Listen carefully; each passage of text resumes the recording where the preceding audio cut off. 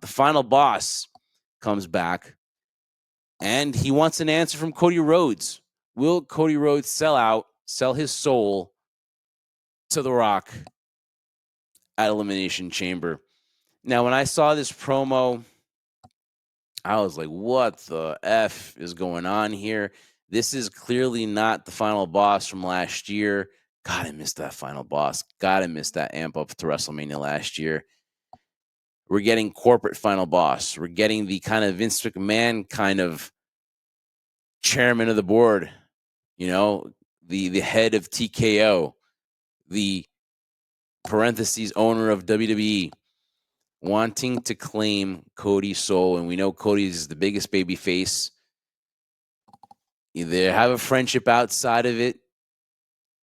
Does Cody Rhodes sell his soul?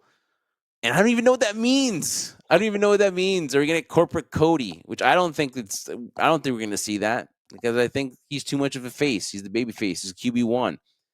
What the hell does this mean, Trendsetter? What are we going to get? And two, it doesn't have to culminate in a match. As The Rock has said, it's such a good plot that we don't need a match.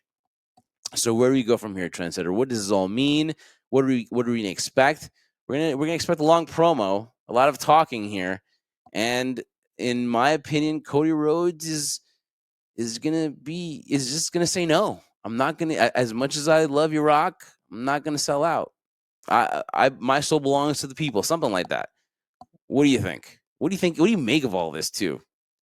What I make of it is just I kind of shake my head and kind of like, what was that I saw? But again, I'm not poo-pooing on it. I'm just kind of trying to come to terms of what I saw and what it could mean, right? And listen, everyone has their point of view. Everyone can have their take on it, and that's the beauty of this too. Even something as, in my opinion, as weird as that was between Cody and The Rock, which I'm sure a lot of people were anticipating from the last time we saw them in the ring together. And that I'm not talking about Saturday night's main event or Raw, for example. I'm talking about the Raw debut on Netflix. I'm talking about the last time they were there, the night after WrestleMania. Rock has the People's title. Cody has the WWE title. He shakes Cody's hand in Final Boss Matter and says, whether it's next year's WrestleMania or the year after that, I'm coming for you, he says. In all cleanest way I could say that. And when you look at now this version of the conversation, it's like, okay, well, now with Rock saying the comment that a match doesn't have to culminate in order for the story to continue or for even to come to an end to a certain degree, I'm not going to lie, I'm a little disappointed because that's what you're hoping for. You hope you could see another match between The Rock or Rock and Roman Reigns. I don't know if that's no longer ever going to happen, but when we're just focusing on this, when The Rock says something like that and says, I want you to be my champion, clearly this is now a battle between who is the people's champion. Is it The Rock? Is it the final boss who's been known and through his illustrious career as the people's champion? And now Cody is this new this champion of the people type of thing, right?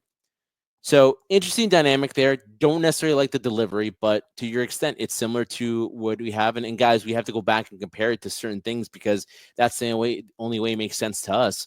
Of a Stone Cold Steve Austin, a Rebel, somebody that the audience was 100% behind, different character in terms of Cody, but the crowd loves Cody. They're behind him. Not everybody, but if you're a Roman lover, you're not, but the crowd's behind him. They're going, whoa, every single time. So with that being said, now you have a final boss in a similar Vince McMahon. Have I said that name before? I haven't said that name in a really long time. Well, a Vince McMahon type of role where back like in the news, yeah. we can do this the easy way or we can do it the hard way, and it could lead to a lot of compelling television. But again, similar to what I said before, it led to the two clashing physically, Vince McMahon and Stone Cold Steve Austin. And now if that's not a possibility, it could be that we're being worked here. You know why it doesn't work? Speaking of work, you said the perfect here for me to interject. You know why it doesn't work? Because to me, Austin, what you said was that rebel and was kind of tough to conform. I don't know what The Rock has to conform in Cody because he's doing everything the company's asking of him. He's a true face. Not like Stone Cold Steve Austin, where he was, like you said, a rebel, someone that had to conform to Vince's rules in order to sell him, in order to make money, right? To be the corporate way. And I think that Cody, I'm not gonna say he's corporate, but he does everything the company says. He does the interviews. He says he makes the towns. He does all this and that. So what are we talking about here, though? As my champion, what more is there to do? So that's where this loses me a little bit. I'm all happy for New Orleans getting the WrestleMania, but him coming out there, I much would have rather had him come out there and just say that than this, because if it's not going to be a match, like what's it going to be? I'm not going to poo-poo, like you said, I'm not going to poo-poo the storyline, but to me, it just has me a little bit confused. Does that have me intrigued? It has me more confused than intrigued. Well, the reason why I looked at it from this point was the fact that I thought Rock was going to come out and say, I want the title. And to Rock's point, it didn't necessarily have to lead to a match between The Rock and Cody, but he would say, similar to what Solo would say, or similar to what Jacob Fatu, he wants that back in the family. He's the final boss. And to your point too, yes, it's not fair to compare Cody Rhodes and Stone Cold Steve Austin, two completely different characters, dynamics in terms of how they connect with the audience. But Cody is a company guy. But the thing is, The Rock, the final boss, is controlling of everything. If he doesn't have control of anything, it's chaos for him, similar to like Vince McMahon, right? So that's, I think, the intrigue there. What Rock wants, he looked at the one person that ruined his family tree, and now he wants, if you can't beat him, you want to control it. You want to control it, and you do what I say. You jump as high as I jump. I tell you to jump. Granted, he has done that for the company in the WWE, but in terms of The Rock saying, you do it the way I want you to do it, I think that's the aspect of the final boss. I want to control everything. The WWE is mine, and so is the WWE champion is my champion. I think that's what he's referring to here in that aspect of it. But I would have liked him more if he said, I want the title back into my family tree, to my bloodline, his own version of the bloodline. That would have been interesting as well. But like I said, I think to answer the question, I was a little bit long-winded when I was talking there, but you interjected. That was great in terms of that aspect of it. I just feel that Cody won't sell himself out. It's going to lead to WrestleMania, and it's going to lead to a scenario where after Elimination Chamber, Cody's going to defy the final boss, and that's not going to bid well for Cody at all, leading to WrestleMania. You think we close with this? I think that should be the end of it. I really do. Okay. Not so that I think the men's elimination chamber should be the final one, but I think they're going to close off with the final boss. Yeah. You could do that, and I wouldn't blame them if they did that. I think too, though, the emotions of who's going to that WrestleMania have their moment to point this on. I believe that's how it should close. So I might think that this actually might go right before it. I could be wrong, but I would say that if I were to say right now, could it start to show off the final boss, maybe? It could start it, so we would know. It could, but I'm going to believe that the women's chamber is going to do it. I just believe that's how it's been going on when you have these men's and women's matches.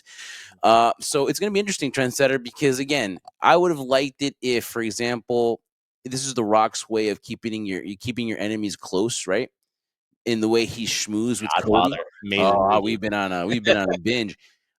Where he keeps his enemy close and schmoozes and invites him to these openings and all that stuff, to these premieres. And I honestly think that would have been a great way to go. So to me, this just is a little bit confusing. I'm pretty sure we'll get our answers at the chamber. I hope so.